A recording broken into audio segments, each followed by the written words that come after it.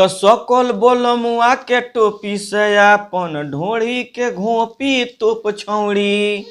नमस्ते प्रणाम, हम गीतकार दुर्गेश बेदर्दी और आज बहुत ही ब्लास्ट गाना लिखले बानी काहे कि लगन के महीना कुली चलत हवे और लगन स्पेशल वाला गाना ऑर्केस्ट्रा वाला लिखले बानी। सकल बोलमुआ एगो गाना गवले बड़न, सकल बोलमुआ के टोपी से ढोड़ी के घोपी तोप छौड़ी, यही धुन पर हम लिखले बानी। बाकी स्क्रीन पर लगा देम, हम ऑर्केस्ट्रा वाला गाना लिखले बानी, जबरदस्त मैटर बा। आप सबके मुखड़ा सुनावे जा रहल बानी, तो सुनी मुखड़ा कैसे बा।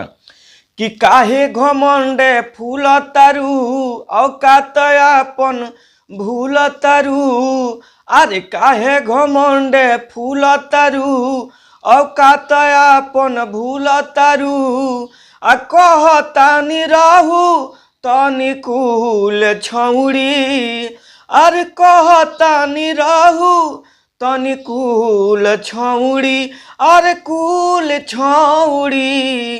तो दुनू जो बनवा धके तहार जइहे सलैका झूल छौड़ी, तो दुनू जो बनवा धके तहार जइहे सलैका झूल छौड़ी।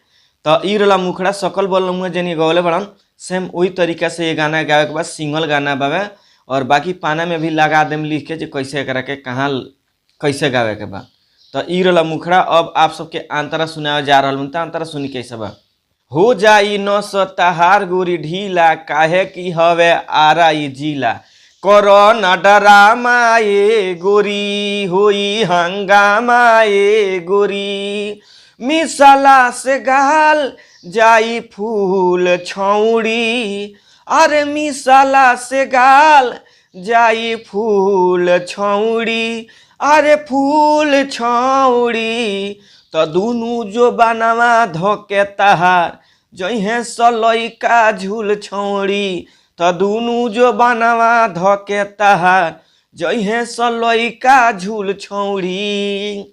तो ई रला अंतरा। बाकी आप सब सकल बोलमुआ के गाना सुन के आराम से देख के गा सकतानी कि सकल बोलमुआ कौना तरीका से ये गाना गल बनन, सेम वही तरीका से ये गाना के गावे के बा।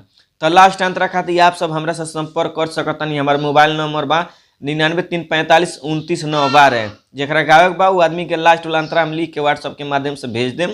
आराम से कहीं से भी कभी भी गा सकतानी। और पर्सनली में गाना लिखावे खातिर हमारे लगे पैसा लगेला, पर्सनली में ब्रांड गाना लिख के देनी। और रह गई बात कि जे नया म्यूजिक बनवाना चाहता तो हमारा खुद के अपना यहाँ नया म्यूजिक तैयार होला, तो म्यूजिक खातिर भी हमने संपर्क कर सकतानी। और जे गाना रिकॉर्डिंग करावे चाहता, जे भी गायक गायिका कलाकार जे भी बा गाना गावे चाहता, तो हमारे खुद के अपन स्टूडियो बा, बालाजी रिकॉर्डिंग स्टूडियो, जादवपुर बाजार, गोपालगंज, बिहार में हमार स्टूडियो बा। तो गावे खातिर भी संपर्क कर सकतानी। रहे खाए के कोनो पैसा नहीं है, ना लगेला हमरा यहाँ।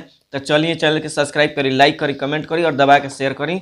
नमस्ते प्रणाम, हर हर महादेव, जय मां सरस्वती, जय हो।